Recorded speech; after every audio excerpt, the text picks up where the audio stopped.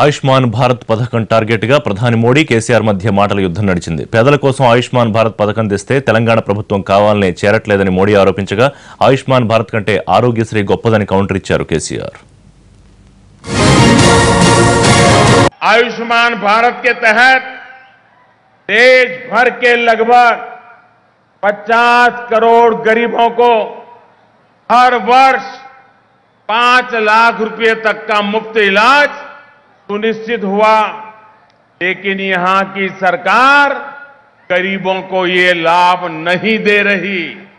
नरेंद्र मोदी गारू मन चूसे नकल कोट्टी आयुष्मान भवन प्रोग्राम తెచ్చిండు. అది ఆకు గందది పోకకు పొందది. నేను ఆయుష్మాన్ భవ చేస్తే మీ ముఖ్యమంత్రి తీసుకోలేదు, నేను తీసుకోనయా అని చెప్పి ఆయన ముఖమేనే. కారణం ఏంటంటే ఇప్పుడు దొరికే వాళ్ళ దాంట్లో 12 మందికి బంద్ అవుతుంది, 25%కే వస్తుంది, పైసలు కూడా చాలా తక్కువ.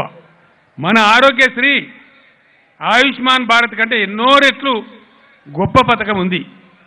మరి ఎవరన్నా దమ్మునోళ్ళు వస్తే నేను జగదీష్ రెడ్డిని పెడతా, ఏ చౌరస్తాలో మాట్లాడతారో. మీ ఆయుష్మాన్ భారత్ గొప్పదా, మా ఆరోగ్యశ్రీ గొప్పదా? దమ్ముంటే రావాలా.